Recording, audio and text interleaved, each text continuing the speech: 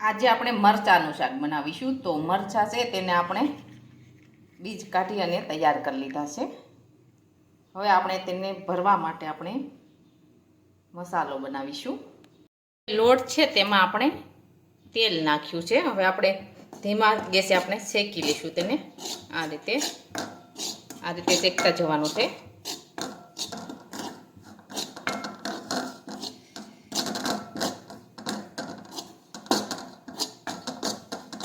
એકદમ સરસ લાલ જેવો થાય ત્યાં સુધી આપણે શેકાવા દઈશું. આ રીતે ફેરવતા જઈશું.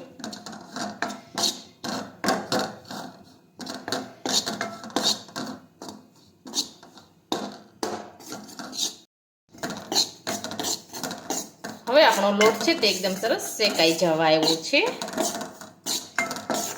એકદમ સરસ આપણો લોટ છે તે શેકાઈને તૈયાર થઈ ગયો છે. હવે આપણે ગેસ છે તે બંધ કરી દઈશું.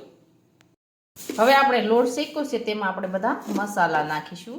મીઠું નાખીશું. લીલું લસણ સમાયું છે તે નાખી દઈશું. લીંબુનો રસ નાખીશું.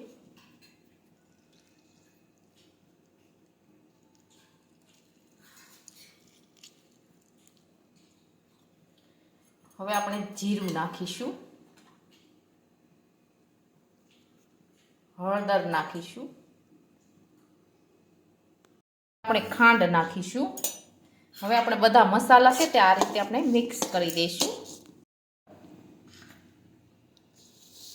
હવે આપણો મસાલો છે તે એકદમ સરસ બનીને તૈયાર થઈ ગયો છે.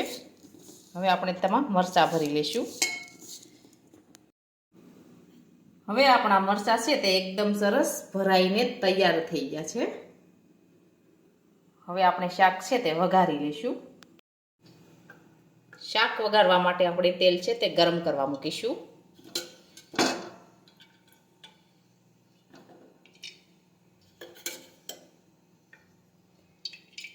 હવે આપણે તેલ છે તે ગરમ થવા દઈશું.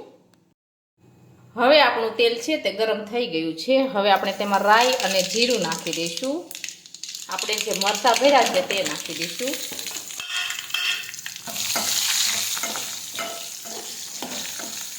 હવે આ રીતે આપણે ફેરવતા જવાના છે મરચાંને.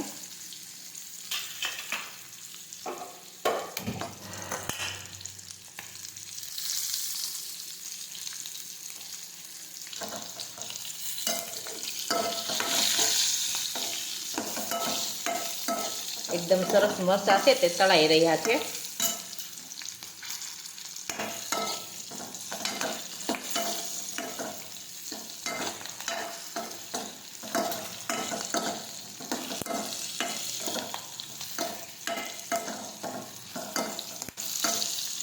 એકદમ સરસ આપણા મરચાં તળાઈ ગયા છે. હવે આપણે જે મસાલો જે વધ્યો છે બાકીનો એ થોડો આપણે આમાં નાખીશું. મસાલાને આપણે મિક્સ કરી દઈશું આ રીતે. હવે આપણે થોડું પાણી નાખીશું. આ રીતે આપણે મિક્સ કરી દઈશું.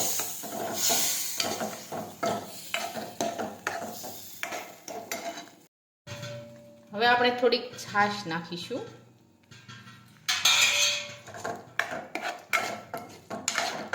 થોડી રીતે આ રીતે આપણે મિક્સ કરીશું.